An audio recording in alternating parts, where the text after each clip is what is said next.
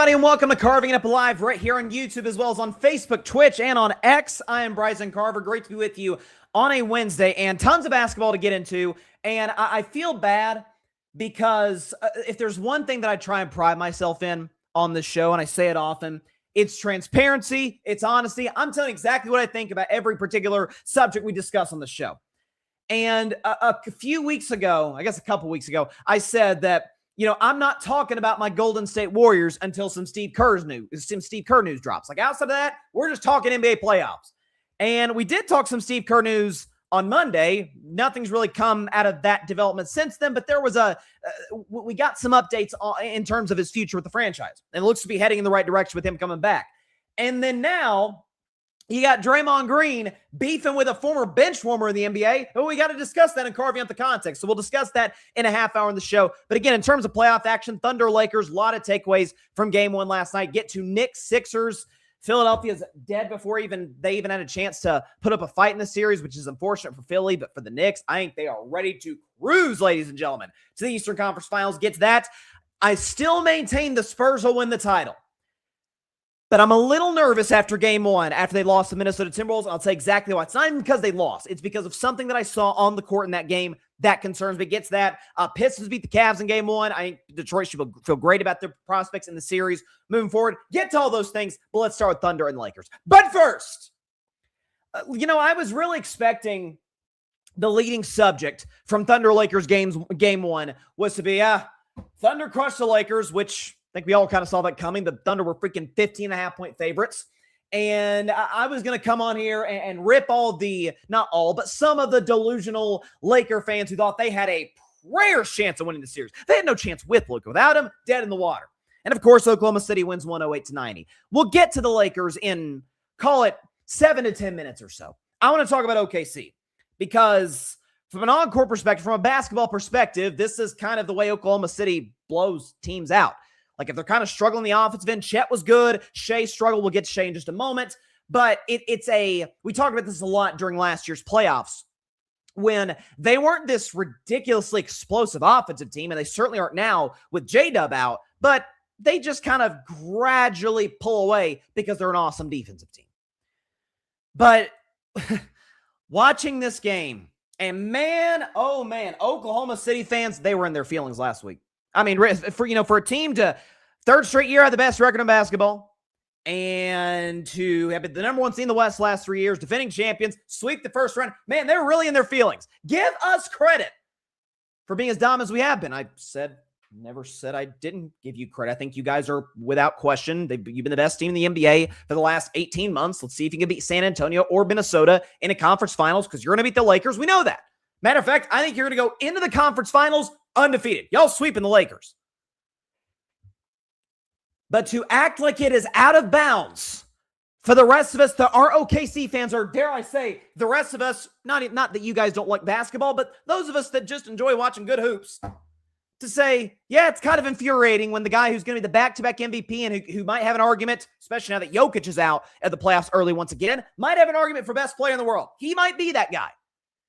It does get a little infuriating when at times in the offensive end of the floor, it's like he's not even attempting to play basketball. He's not, by that, I mean, when he goes up for a shot attempt, I say that in air quotes, he's not even attempting to make the shot. In some cases, he just falls. So we're going to show footage, and that is, I am very particular about what footage I show. Even when we play sound bites on the show, we just play the sound bites with a picture of the athlete because I don't want to get demonetized. In this case, if we get demonetized, I don't even care. We're going to show you the footage of Shea's flopping. Here you go. Just the lowlights here.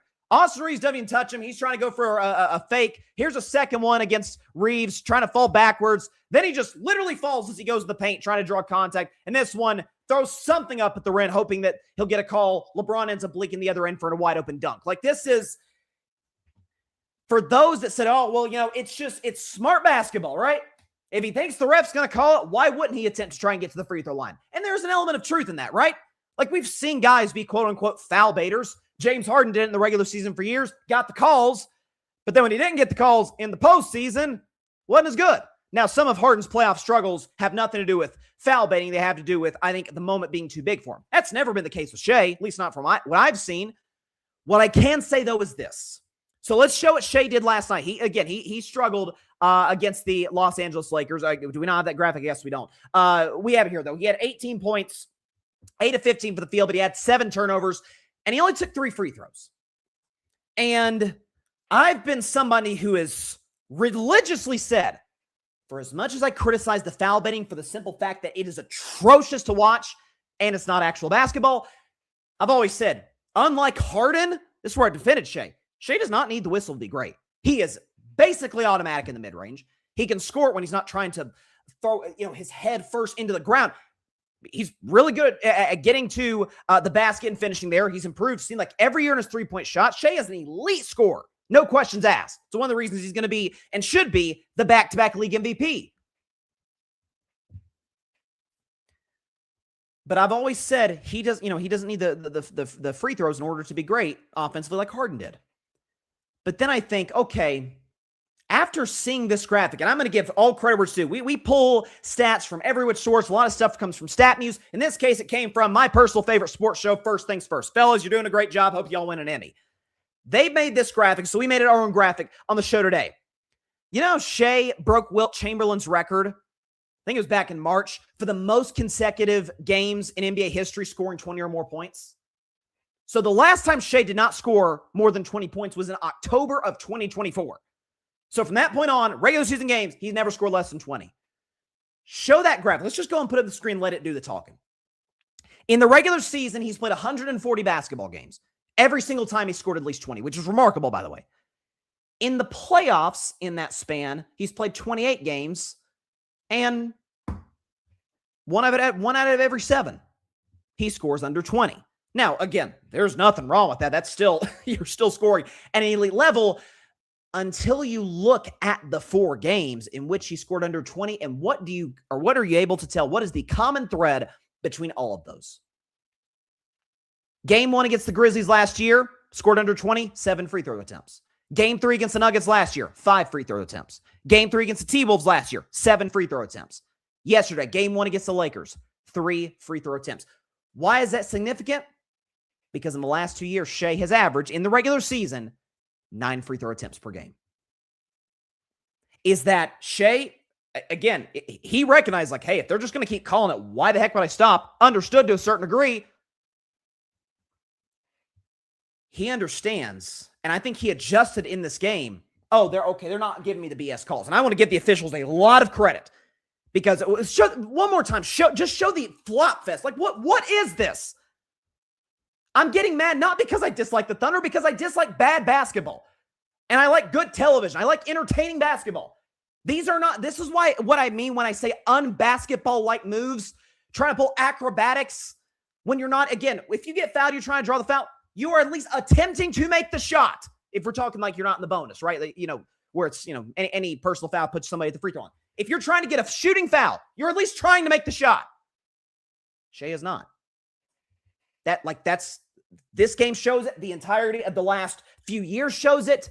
It doesn't, listen, OKC fans, 2 things can be true at the same time. I know it's crazy, but they can be. Shai is a great player, is no worse than the second best player in the NBA. I had him second coming into the playoffs behind Jokic.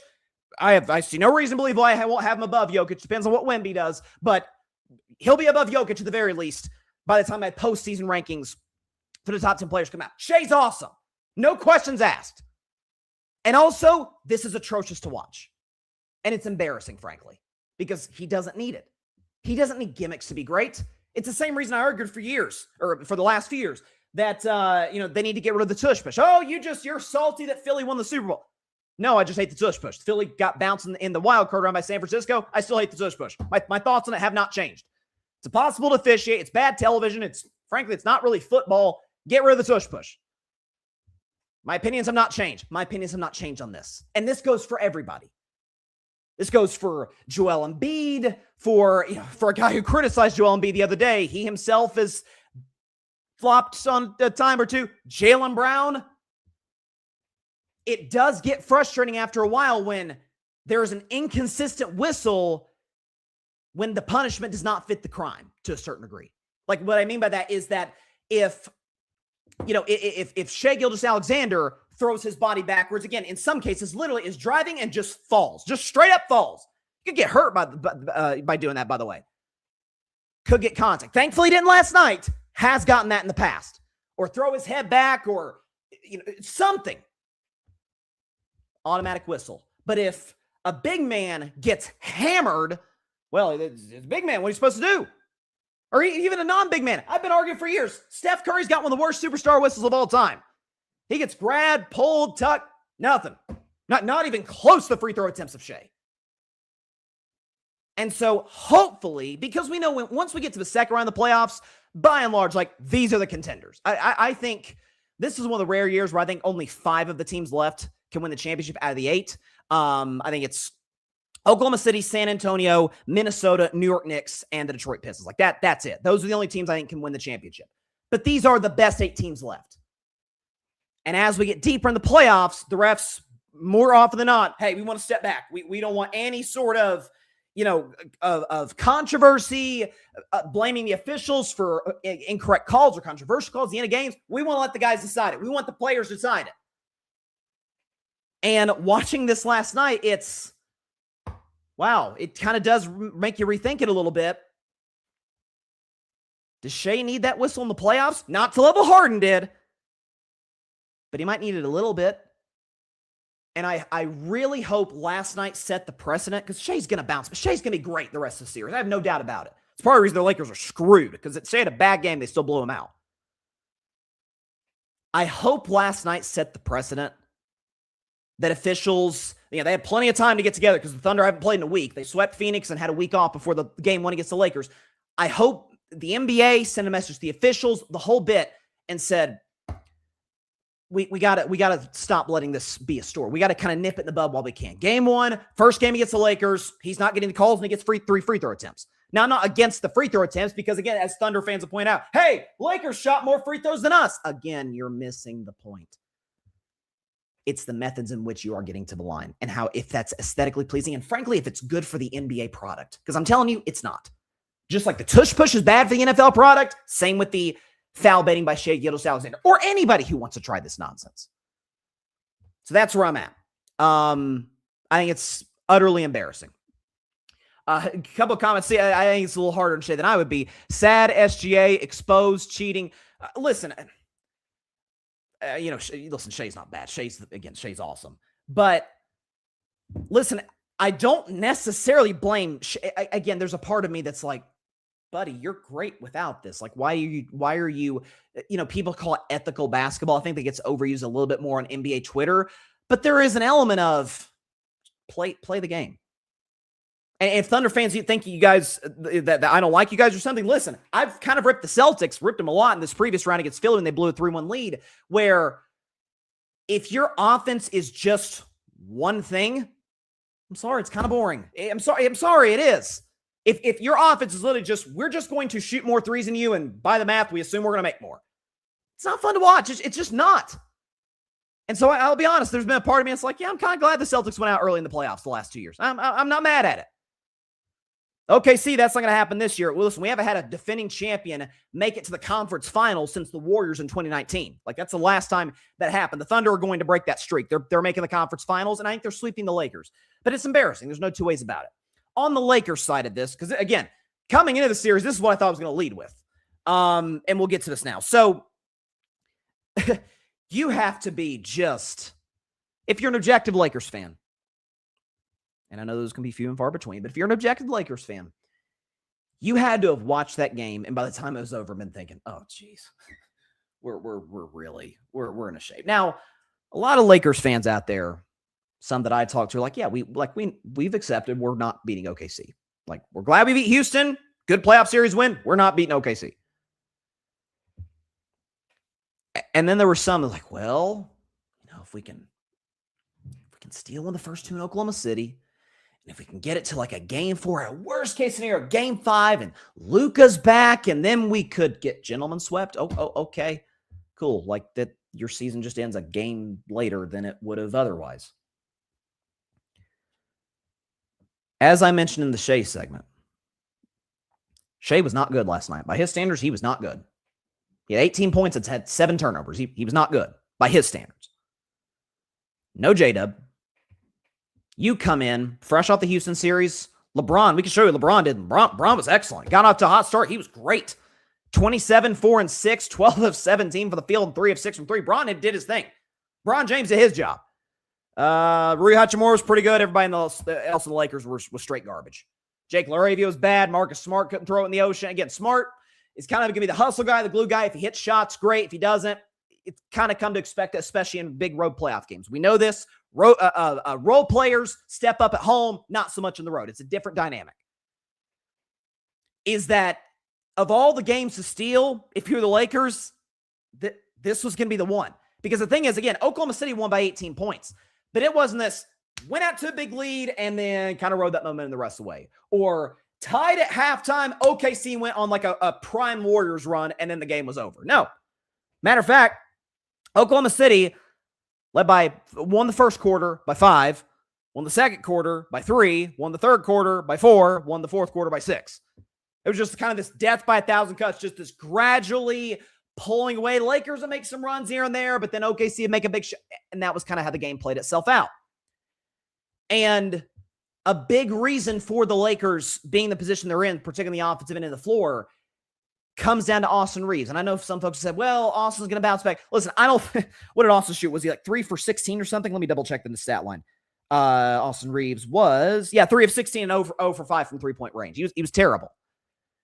Yeah, he won't be that bad again, but I said this coming into the playoffs, Austin Reeves has not been a playoff performer in recent years. Going back to last year's postseason against Minnesota, it's not very good. He scores 15, 16 a game, but does it on 37% shooting, 26% from 3, and the Lakers in that span are 2 and 6. Like that's what it is. And it's not the best look for those who, at points this season, well, is LeBron really the second best player in the Lakers? Austin Reeves. And Austin Reeves had a career year. He was excellent. Playing himself potentially into a max contract, this might very well play him right out of it. Is that if we know who Luka is in the postseason. Luka, for all his defensive woes, and they are many, he is an all-time talent in the offensive end of the floor. We know that. LeBron James, year 23, age 41, is still going to give you kind of the same old, 25-ish, anywhere between, 4 to 8 rebounds and about 5, 6, 7, 8 assists. Like that's what Bron's going to give you, and he's going to be relatively efficient. Wasn't efficient in the Houston series. Maybe he will be in this one. You got to be able to count that third guy. Especially now, Luka's out. Like now he's the number 2. If you really think Austin Reeves is the number 2, here you go. Here's the opportunity to step up and no show. And so, and again, I thought the Lakers through stretches didn't play that bad. Again, Bron was excellent in the offensive end. DeAndre Ayton was fine. Again, Rui Hachimura played well. Was finishing in the basket. They played okay defense. OKC's just much better than them. They're the best defensive team in basketball by a mile. They're a far better offensive team. They just took advantage of opportunities the Lakers gave them, and that's why we're in a spot where OKC was a 15.5 point favorite, played their C+ game, and won by 18. I mean, that's what this series is going to look like. Could the Lakers have one game be close? Yeah, sure. If it gets back to LA, maybe a game 3, and they know their season's of a lot, maybe. I see this being kind of a dust-up sweep that looked a lot like the OKC Phoenix series. I really do. Like that's why I thought, and listen, I don't have OKC win the championship, but based on the matchups, I think they're going to go into the conference finals undefeated. They're going to go in the conference finals 8-0. So yeah, bad day for the Lakers and 6 people. I'll tell you what, rough day for them. If we steal one at OKC, then you're eliminated in 5. That's literally all that does. Like your series ends at what is it, the Paycor Center or Paycom Center or whatever it is, instead of at Crypto.com Arena. That's the only thing that changed. You just make one more flight to OKC to get your season ended. So there you go. Shifting now, though, to the New York Knicks. And I got to say, I picked this team to win the East before the season. I have stuck with them through, it feels weird to say thick and thin. Yeah, they've had inconsistent stretches this year, but they won the NBA Cup. They were the 3 seed in the East. They were top 5, if my numbers serve correctly, top 5 in both offensive and defensive rating. They have the reigning clutch player of the year. They have a better coach than they had last year who knows how to manage playoff rotations, and they're playoff tested. Like went to an Eastern Conference Finals last year, been in the second round 2 years prior to that. Like they understand what it's like to play in big playoff games. Even I, who had that much optimism about the Knicks, did not see this coming. Okay, wait a second. So the New York Knicks, after trailing 2-1 to Atlanta, and folks are like, oh my God, the Knicks going to go out in the first round? Since that point, the Knicks in a big game 4, potential season on the line, who knows, in Atlanta, they win by 16. They come back home to MSG. They win by 29. They go back to Atlanta, as we talked about on Friday, and won by 51. We're up by 61 at one point. And then in game 1 against the 76ers, they win by 29. And now Embiid's out, which sucks for Embiid, sucks for the Sixers. I'll touch on them more later in the segment. For the Knicks, let's talk Brunson first. So show what Jalen Brunson did. He was fantastic. 35 points, 12 of 18 for the field, 3 of 6 of 3, and he only did it in 31 minutes because Knicks didn't need him to play that long because they blew the doors off what I thought was an exhausted Philly team, which is understandable. They came back from 3-1, they had to fly to Boston, survive Game 7, then fly to Madison Square Garden. The Knicks are more rested. Like there was no way on planet Earth the Knicks were going to lose Game 1. No way. Even if Embiid was fully healthy. So, but then you think about it, and then I sort of come back to the reasons why I picked this team to win the East before the season. It's like, well, wait a second. Okay, number one, they were by definition the second best team in the East last year. Lost to the Pacers in the conference finals. Again, had opportunities to win those games, but they ran into Mr. Clutch himself, Tyrese Halliburton, and that was what got him. So they had an Eastern Conference Finals worthy roster last year when they beat a better Celtics team to get there.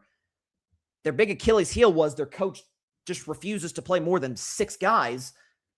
They bring in Mike Brown, who, is he a better coach than Tibbs? You can make your arguments about that. I know Mike Brown is coach of multiple NBA finals. Can't say the same about Tibbs.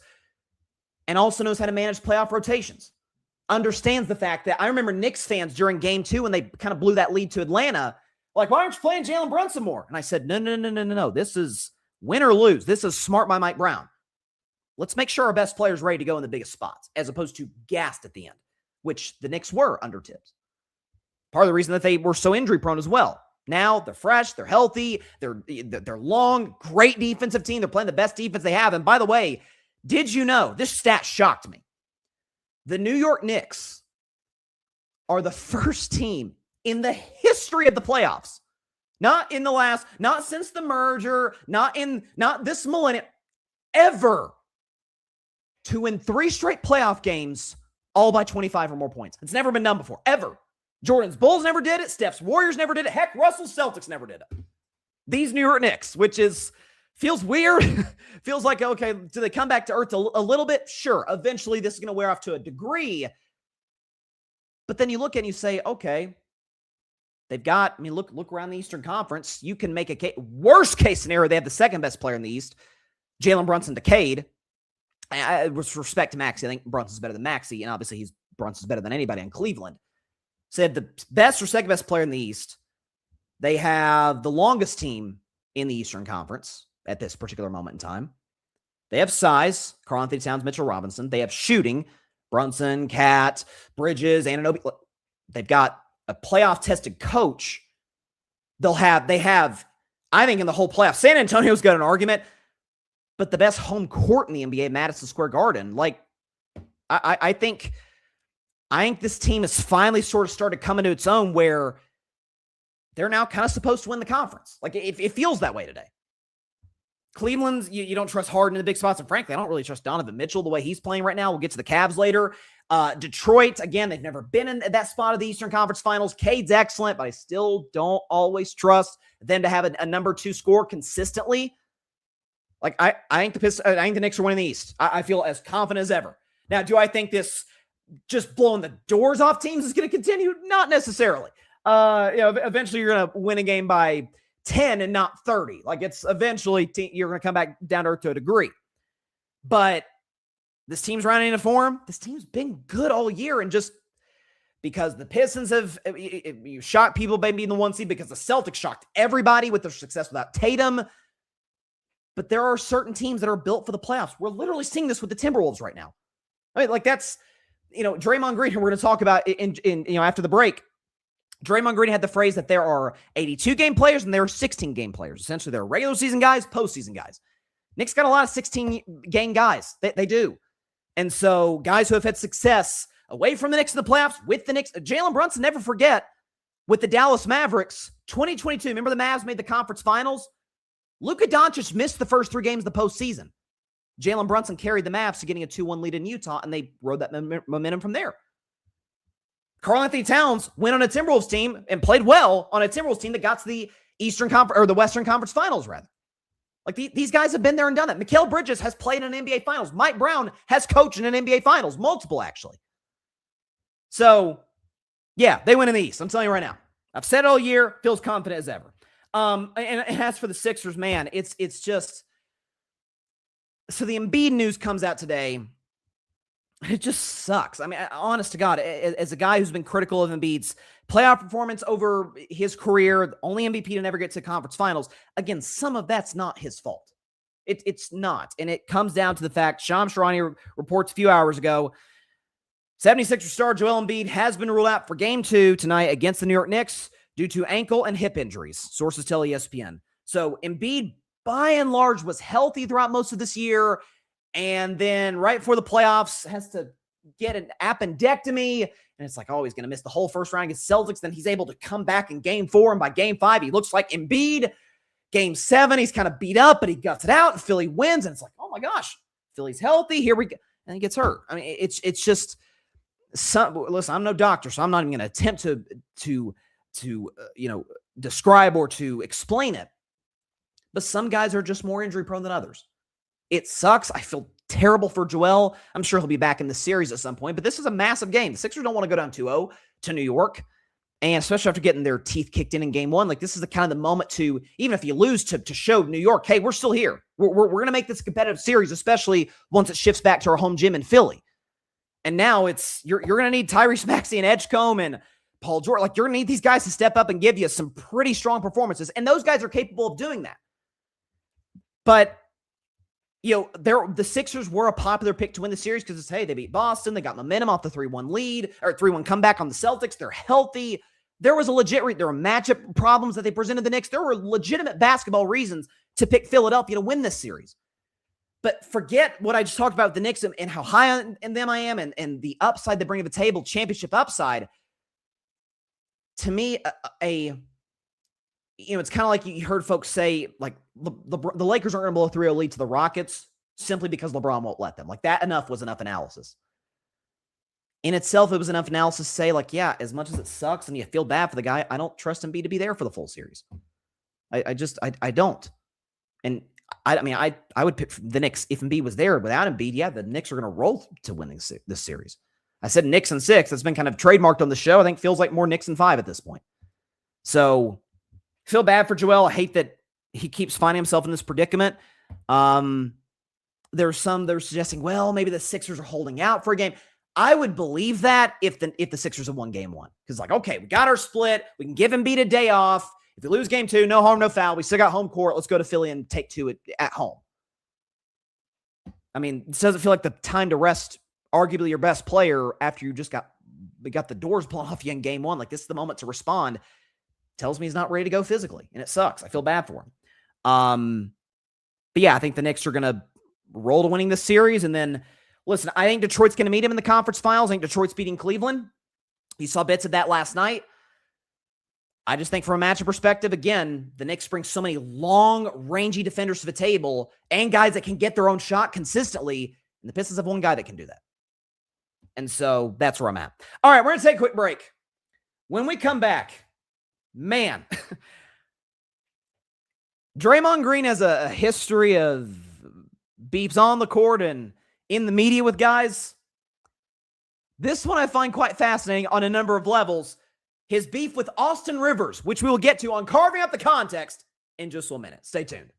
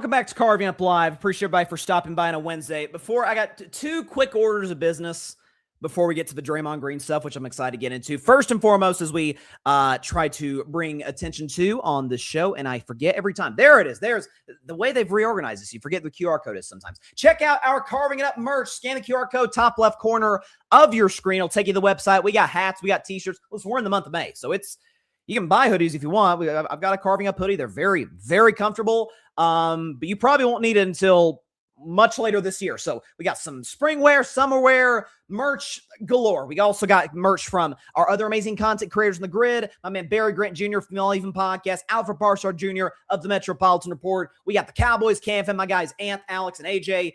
I say that every time. Ant, Adam, and AJ. Alex and AJ are the same guy. Apologies, AJ. Cowboys Cam fan. We got Mike and Josh, Mike Guido, Josh Tariff. Great show. So got some awesome content creators who got their own merch. And if you just want Grid Network merch, we got that too.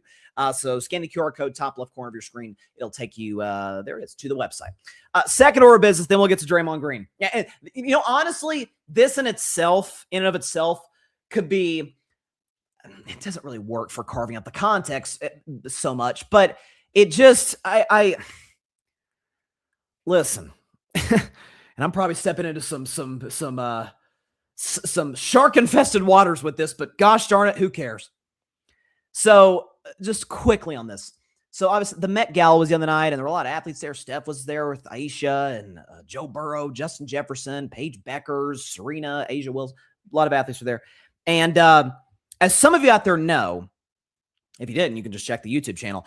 While the hit FX series Love Story was on, John F. Kennedy Jr., Carolyn Bessette, we reviewed that series. Appreciate the feedback that we got from everybody. Really, really enjoyed that process. And one of the stars of the show, gentleman by the name of Paul Anthony Kelly, who played JFK Jr., was at the Met Gala. And the legendary Beyonce was one of the hosts of the Met Gala in New York City. And Paul Kelly on the red carpet was asked, what's your favorite Beyonce song? And his response was, and I quote, I don't know, I'm a metalhead. That's it. That's all he said. And this poor guy, at his first Met Gala, he's been catapulted to superstardom after a decade of auditioning. He's finally, his career is just skyrocketing, and now he's getting flamed by the Beehive, or I guess stung by the Beehive, technically. Hey, listen, look, I ain't Beyonce's phenomenal. I don't think Beyonce's phenomenal. I know Beyonce's phenomenal. If Paul Kelly said, "Yeah, I don't think she's that talented," I'd be like, "Oh yeah, this guy's an idiot. This guy's an idiot." I want to say this to the Beehive, and I will say this to the Swifties. Because listen, y'all know I love Beyonce, and I've been very, very supportive to Taylor and a relationship with Travis and the Swifties and all of it. Not everybody has to like your favorite artist. It's okay. It really is perfectly fine. Doesn't take anything away from their greatness, their accomplishments, their talent, or anything of that sort. Paul Anthony Kelly likes heavy metal. Personally, not really my thing. Not metalhead myself. He is. Good for him. Cool. He's got to say some music. You got to say some music. I got to say some music. Nothing wrong with that. So, but just listen, it's, again, he would deserve pushback. It's like, yeah, I don't think she's that good. She's overrated. Yeah, that's like saying, yeah, I don't like LeBron James, kind of average at basketball. It's like, okay, this person is a moron. If he doesn't like Beyonce's music, that's okay. Nothing wrong with that. Nothing wrong with that at all. So I feel bad for the guy. He's getting swarmed in the comment section of his IG. I got to come to the defense of my guy. All right. Okay. So past that foolishness, we got to talk about Draymond Green. And because y'all know I'm a Warriors fan. If you can't see the Warriors ad, there it is. Draymond Green fan through and through. And I'm definitely going to be taking a side in the next few minutes. After being, I think, fairly critical of something he said last week in his podcast in terms of him saying, hey, I think Steve Kerr, to a certain degree, maybe has hindered my career.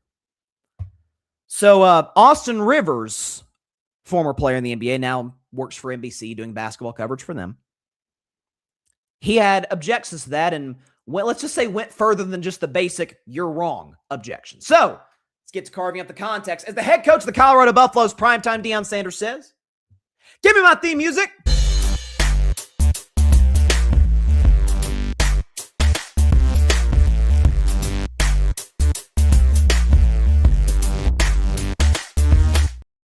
on this week's edition of Carving Up the Context, we're going to talk Draymond Green.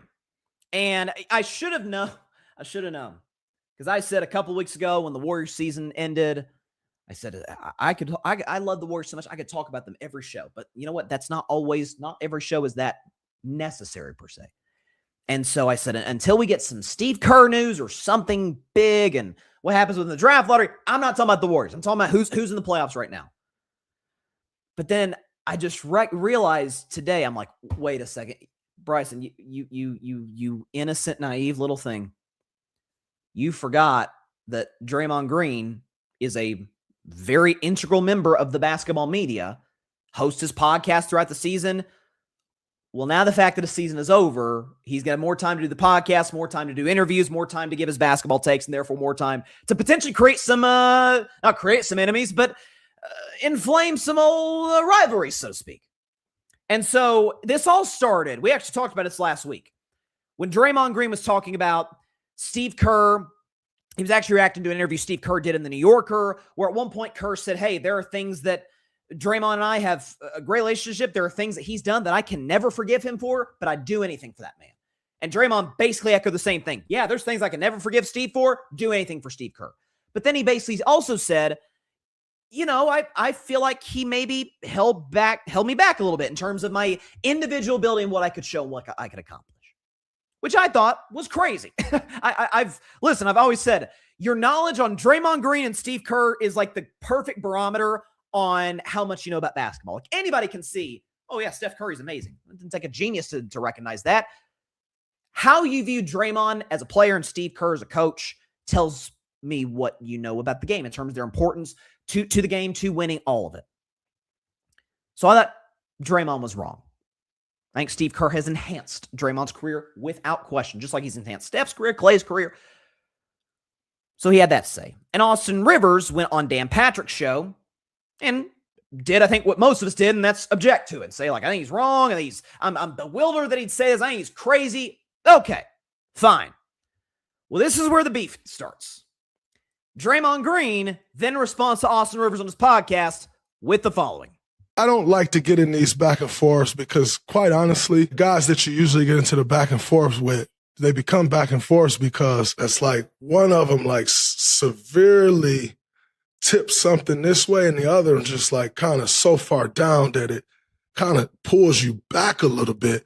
And so, speaking of Austin Rivers, you know, I saw he said he's bewildered and it's ridiculous of what I said. And I just find it interesting that a guy who was the 10th pick in my draft, I was 35, who's on his second act, I'm still on act 1. He goes, Draymond, never been a scorer. Austin, you and I averaged the same amount of points in high school. And I say high school because that's when you were at your best. And then in college, you know, he was still good. He was very featured at Duke because NBA careers, should he really talk about my NBA career? I'm still with my first team. He was gone from his first team in 2 years. The guy received the biggest bailout in U.S. history prior to President Trump bailing out the airlines when his dad gave him $42 million. And I tip my hat to Doc. I pray that I can give DJ $200 million or give Deuce $250 million. I pray that I can do that one day. I love how people just go take the 15 seconds that they want to take and make it a headline. But I really enjoyed watching Austin Rivers be bewildered. Okay. So that's what Draymond had to say. And get ready for 2 minutes of this. Austin Reeves didn't take kindly to it. I'm not a Hall of Famer like you, so I'll give you that credit. All right, you got it. But let's peel back that onion and understand why. Easy, Tiger. Okay? You have the delusion, the non-wherewithal, the irony of you saying I'm part of the biggest bailout in NBA history. Draymond, you are the luckiest basketball player I think I've ever seen, especially in modern day history. Let's talk about that. You were drafted to a franchise with a Hall of Fame front office, Bob Myers, Hall of Fame coach, Steve Kerr, the greatest shooter of all time, and perhaps the top 5 player of all time, Steph Curry, Hall of Famer. One of the greatest shooters, top 5 shooter of all time, another Hall of Famer, Klay Thompson. The Swiss Army knife himself, the guy who could do a little bit of everything on the floor, Andre Iguodala, another Hall of Famer. I know, keep up. It's a lot of talent. Not to mention one of the most lethal scorers of all time and arguably a top 10 player of all time, Kevin Durant, the same guy you chased off because of this, your mouth. You talk too much. And that's not even counting the plethora of talent around those guys. The Sean Livingstons, the Barbosas, the Andrew Wiggins, the Jordan Pooles, who you also chased off. Cut it out. Draymond, you're the backpack jump shooter. You're the guy that everyone leaves open. No one guards you. There are hours and hours and hours of film of just you being left wide open. In fact, anybody can just YouTube or Google or watch any Draymond game ever, and he's open all game. There are clips of you getting a rebound and just driving in a straight line and just getting a wide open layup because everyone's fanning out to guard the actual talent on the team. Talking about Steve Kerr hindered your career. Bro, Steve Kerr made your career. How dare you? Coming at me? Are you kidding me? I wish I could give my son $200 million if I was a coach. Yo, the NBA doesn't give coaching jobs to guys who may or may not sucker punch one of the players and staff. You need to fall back, Dre. Let's just be frenemies. Something tells me that Austin Rivers isn't going to be invited on the Draymond Green show anytime soon. So there you have it. That's what we've got. So a lot to unpack from all this. So let's start with Draymond and what he said. So his first point, because again, as he noted, both he and Austin Rivers were in the exact same draft class. So Austin Rivers, 10th overall pick out of Duke. Draymond Green, 35th overall pick out of Michigan State. And what we didn't play in that clip was when Austin Rivers was talking about how, hey, listen, I was a very accomplished player in college at Duke, which, by the way, is absolutely true. I'm looking at his resume right now. So he was third team All-American, first team All-ACC, and we know the talent the ACC produces every year in men's college basketball. ACC Rookie of the Year, ACC All-Freshman team. This guy was an excellent player in college. And in high school, he was a first team All-American. He was a McDonald's All-American. Florida Mr. Basketball was the Naismith Prep Player of the Year. Austin Rivers the baller. Austin Rivers the baller. And Draymond said we averaged the same amount of points in high school. That's actually not true. Draymond averaged 20 points a game as a senior, which is still good. Austin Rivers averaged 28.8 points a game as a senior. So from a scoring perspective, in high school, Austin Rivers got Draymond beat. And the point he also made is, hey, Draymond, it took you 4 years of college to get to the NBA. It took me 1. I was 1 and done out of Duke. All of that is true. But there are also some glaring factual inaccuracies that Austin Rivers just flippantly threw out there. He said you were drafted to a Hall of Fame organization, Hall of Fame GM Bob Myers. Bob Myers was there. Bob Myers did draft Draymond Green along with the help of Jerry West. That is true. Did you know the Golden State Warriors in the 21st century, Draymond Green was drafted in 2012, by the way, in the 21st century, won 1 playoff series. 2007, the We Believe team. That's it. So Draymond wasn't drafted to, oh my gosh, this winning San Antonio where he was drafted to the Lakers with Kobe. No, he's drafted to the Warriors, who were one of the laughing stocks of the NBA at that point. He was drafted. Hall of Fame coach Steve Kerr. Let me check Wikipedia. I know it's not always the best source, but it's not always completely accurate. I'm looking at Steve Kerr's Wikipedia right now, and it says right here that Steve Kerr took the Warriors job. It says 2014. It says he's been coaching the Warriors from 2014 to the present. Well, if Draymond Green was drafted in 2012, Steve Kerr was calling basketball games for TNT in 2012. Matter of fact, Steve Kerr was still calling basketball games for TNT in 2013. So Kerr wasn't there. I love Mark Jackson. He ain't no Steve Kerr. Hall of Fame, maybe one of the 5 greatest players ever, Steph Curry. By the way, I actually agree with that. Steph Curry, and this is, by the way, this is to me what makes Steph's career so amazing. One of the many things that make Steph's career so amazing. Steph Curry was viewed at that point as, didn't mean to hit that graphic. Steph Curry was viewed as, he's going to be the modern day Grant Hill. Super talented for different reasons than Grant Hill from a skill set perspective, but super talented, unbelievable college player who we're just never going to get to see his full potential because of injuries. In Steph's case, it was ankle. The ankle injuries kept flaring up. He played 26 games the year prior to Draymond getting drafted before he had this kind of transformative ankle surgery that he's had some problems with his ankles ever since, never as bad as it was the first 3 years of his career. So it wasn't like he was inheriting this, blue chipper, Steph's going to be this multi-time all-star champion MVP. People did not think that about Steph in 2012. And I'm not saying any of this to say that, certainly, that Draymond made Kerr or Draymond made Steph. Far from it. I mean, like that, they all collaborated to make each other. And I do think it is a little odd Austin Reeves talks about, or I keep saying Reeves. Austin Rivers talks about, you had me beat, but you're the backpack shooter. That's funny.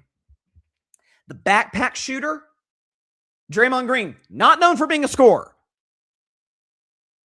has a higher career points per game average than you, Austin Rivers. Check the numbers. You average 8.5 for your career. He averages 8.7. Neither is that great, but you ain't as good as a backpack shooter. You got a better field goal percentage than you too, Austin. He does. Better shooter, like by the numbers, better shooter up than you. Like that's what it is. Austin Rivers, I also checked, career high in the playoffs. I checked, I've got the StatMuse tab open right now. Game 3, Western Conference semifinals gets the Rockets. By the way, the Clippers blew a 3-1 lead in that series. Not blaming that all on Austin Reeves, but he was part of the team that did that. He scored 25 points that game. Quite good. The backpack shooter, as he described him, Draymond Green, who he was made by Steph Curry, Klay Thompson, Draymond, and Steve Kerr. Made by those guys. And of course, those guys contributed to success. But in Game 7 of the 2016 Finals, as the biggest Steph fan on planet Earth, you guys freaking got a picture of him behind me. It's the low point of Steph's career. Low point of his career. Game 7 of the Finals against Cleveland.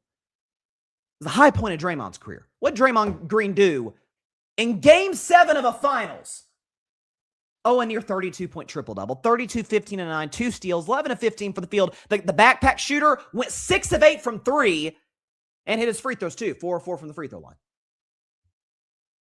If the Warriors, if Steph had been able, and this is weird to say, if Steph had just made a shot, if Steph had been able to make a shot, Klay, somebody, the Splash Brothers, Steph wouldn't have been the MVP of that Finals. Klay wouldn't have been the MVP of that Finals. Draymond Green would have been the MVP of that Finals. Why do you think folks say to this day, and I'm one of these folks who believe this, that when did the 2016 Finals turn? Not when Steph got hurt. Steph was already hurt, but not when Steph got hurt. Not when Klay twisted his ankle. Not even when Iggy hurt his back and Bogut hurt his leg. It was when Draymond Green got suspended for Game 5 of the Finals and the Warriors had a 3-1 lead. You can argue Braun baited him into it, but whatever. That's what happened. The Finals turned when Draymond Green got suspended for Game 5. If he wasn't that important, then it wouldn't have mattered, right, Austin? It would have had any impact on that series. Warriors should have cruised to Game 5 if he meant nothing.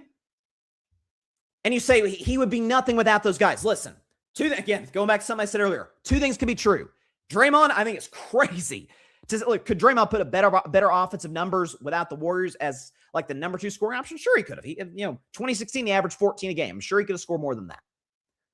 That said, those guys made Draymond Green. Did you know that the Golden State Warriors, we think of the Warriors dynasty as 3-point shooting and ball movement, which was a Kerr thing. The shooting was primarily, obviously, Steph and Klay, and God knows those were important. The years the Golden State Warriors have won championships, they have ranked the following in defensive rating. In 2015, they were the best defense in the NBA. In 2017, they were the second best defense in the NBA. In 2018, they were as low as 11th. And in 2022, most recent championship, Golden State Warriors were the best defense in the NBA. Now, plenty of individuals played factor in that. Andre Iguodala, Andrew Bogut early in the dynasty, Klay Thompson before the injuries was a great defender. The Warriors' most recent championship, Andrew Wiggins was a great on-ball defender. So Draymond had nothing to do with that. Those guys are great defenders. So Draymond had nothing to do with that. With the Warriors being 1st, 2nd, 11th, and 1st in defensive rating in the year that they won the championship. Defense was just as important to that dynasty as offense was. Draymond Green also, in his own right, individually, you say, well, that's team success. Well, let's see what Draymond did. Look at his resume now. He's a 5-time first-team all-defense, 4-time second-team all-defense. And by the way, just for context, this is carving up the context after all. Since Draymond Green's been an everyday starter in the NBA, which would be his 3rd year in the NBA, 2014, 2015, from that point on to now, only twice has he not been all-defense. That's it. 2020, 2024. That's it. I think he's going to be all-defense this year, 2026. So essentially, 10 of the last 12 years, Draymond's been all-defense. Oh, and I forgot. He won a Defensive Player of the Year award in 2017 and placed 2nd in 2015 and 2016 to Kawhi Leonard. Should have won both, in my opinion. So in this week's edition of Carving Up the Context, Austin Rivers, I listen. He's no dummy. He's Doc Rivers' son. He grew up with basketball. He did. Like, played the game at a high level in high school, played the game at a high level in college, was a solid NBA role guy. He was. He had a decade-long career. That's nothing to wave your finger at. But you can disagree with Draymond saying that Steve Kerr hindered him. Because I do. I think most of us do. And also recognize, yeah, but he was also crucial to the dynasty. Absolutely crucial to the Warriors. This idea he was carried by Steph, Clay, and Kerr is just factually incorrect. It literally is. His resume backs it up. The Warriors' defense backs it up. The Warriors, when Draymond's on the floor versus off the floor, backs it up. Offensive and defensive ratings. So, know about what you're speaking about next time, Austin. Because that was a bunch of nonsense that you just threw out. So there you go. I'm very fired up about this. I get very irritated. People diss Steph, but I think the only folks who like I just say rip Steph, but kind of criticize him like, oh, he's not better than Magic, which I think it's that close. Magic to me is a ever so slight advantage. Steph gets one more ring. It's no question about who the best between those two are. But people like Steph, like him as a guy, love him as a player. Like, people like Steph. Up until recently, everybody liked Clay. And Draymond's kind of been the antagonist, and Kerr's always been very divisive amongst Warriors fans about his rotations, which I find ridiculous criticism. Not that Kerr's done everything right, but more so than most coaches in the NBA. And I mean, I've said it for years, and I said it during that segment. Nope, no one's asking you to love the Warriors, and certainly no one's asking you to love Draymond Green or be a Draymond Green fan. I am. Most aren't. Understood. I get it. But if you don't think that man was absolutely essential to the Golden State Warriors being the greatest dynasty since Jordan's Bulls, then you just don't know basketball. You don't. If you think just any old coach could have taken the Warriors to new levels, then you're wrong. Mark Jackson was an excellent coach. Mark Jackson built the foundation of which the Warriors dynasty was founded upon. He was part of that. Mark Jackson's final year with the Warriors, they won 51 games and were a first-round exit. Steve Kerr takes over, they win 67 games and win the title. The next year, they win 73 games. So, yeah, I'm very defensive of both Kerr and Draymond. So, yeah, I think what Austin Reeves said was, I keep saying Reeves. I've said Austin Rivers' name in years because he hasn't been in the NBA in years. It's ludicrous what he said. No two ways about it. Okay. Back to the playoffs. Back to the guys that are playing the games. I think this San Antonio-Minnesota Timberwolves series is going to be by far the most entertaining. Because I think the Thunder are going to sweep the Lakers. I think now that Embiid's out, the Sixers and Knicks series isn't as interesting. It feels like it's going to be more like Knicks and 5 at this point, especially the Knicks have been playing even with Embiid healthy. And then Detroit and Cleveland could be a long series, but style play, it's not that entertaining of a matchup. Minnesota Spurs absolutely is. So you've got this 6 seed kind of underdog with their best player not even close to 100% in Anthony Edwards, but makes this kind of miraculous recovery and return to game 1. And they steal game 1 in San Antonio to go up 1-0 in the series. And a lot of folks in the Spurs fan was like, oh, it's fine. It's game 1, which just, if we're talking about just the outcome of the game, yeah, you lost game 1. That's fine. You can, OKC lost game 1 of their second round series a year ago on like a buzzer beating 3 by Aaron Gordon. Still won the series. So like, this isn't, it's not a death knell to the Spurs season. And I picked them back in February. I picked them to win the championship, and I maintain that.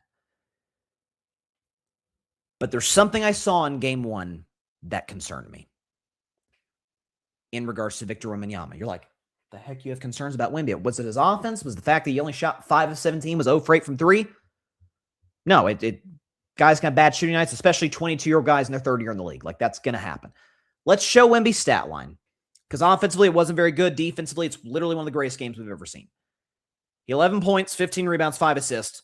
Not 1, not 2, not 3, not 4, not 5, not 6, not 7, not 8, not 9, not 10, not 11. 12 blocks! A playoff record. Blocked 12 shots, ladies and gentlemen. Now, there was some film that showed some of those might have been goaltends and fouls. Chris Finch brought that up. The Timberwolves coach brought that up. Like, maybe take a closer look at that. Still, he was the rim protector of rim protectors in game 1. Again, only 5 at 17 for the field and pretty rough 0 for 8 from three-point range. That didn't concern me. The defense obviously didn't concern me. It was amazing. The offense, that'll come. As Wemby gets older and better, and that'll develop.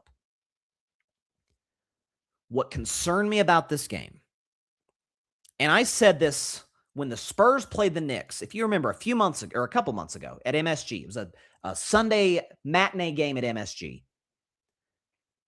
And I said, first of all, I think that's going to be the finals, Knicks Spurs. I maintain that. But the Knicks showed me something like, ooh, that could be something that they could expose should they meet this June. That I didn't think anybody in the West could expose.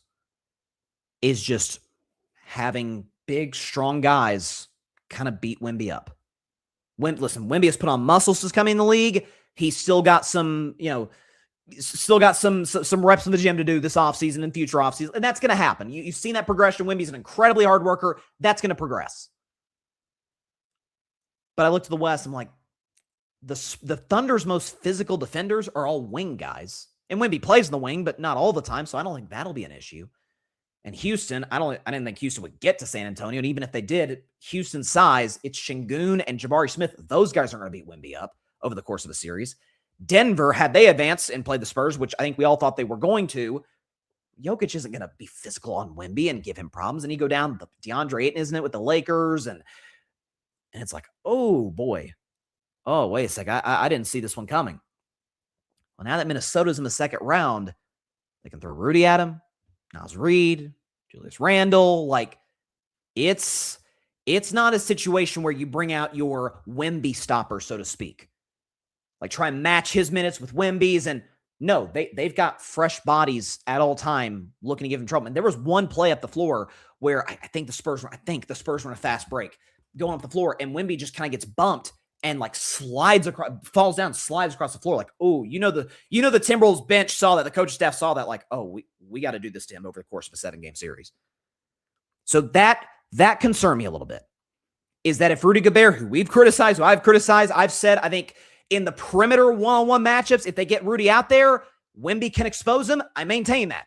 Down low, we saw what he just did to Jokic, who's bigger. I don't know. Yeah, he's strong. He's bigger and stronger than Wemby, and playoff experience, by the way. And Rudy gave him the problems that he did in the first round. Well, even if Rudy's not in the game, Naz Reid's big and strong. He can give Wemby those problems. So can Julius Randle to a certain extent. And so, listen, I said coming into this series that if Ant is not fully, he's not going to be fully healthy, but 75, 80%, yeah, the Timberwolves got a legit shot to win the series. Like, I'll be completely honest with you. This is going to sound crazy, but styles dictate fights, right? That's the way the playoffs work. Minnesota scares, if I'm a Spurs fan, Minnesota scares me more than OKC. I literally saw my team beat OKC 4 out of 5 times in the regular season, and we match up well with them. Like, I'll take my chances in that.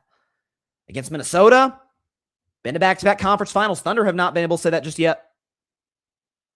And Edwards has been the giant slayer in the postseason. Kevin Durant, LeBron, Luka, Nikola Jokic twice. He's not scared of the big moment. And he was actually pretty good. He's 8 of 13 for the field. Only played 25 minutes. Again, Finch brought him off the bench. I think that was a smart strategy. Minutes restriction, all of it. But you watch this, you're like, oh gosh, like that's something that the Timberwolves can expose over the course of a 7-game series. So listen, game 2 tonight, I think San Antonio is going to win. What's the line for that game? I feel like it was pretty big. Was it like 10.5 or something? I don't know if I go quite that far because we saw Minnesota 2 years ago. If you remember, when they beat Denver the first time, they won both games at Denver in that series. And so maybe they could pull it in San Antonio. San Antonio's a 10.5-point favorite. I gotta be honest. I don't know if I go that far, to be honest. Minnesota's the type of team we've literally seen them do it before. They're going to get greedy.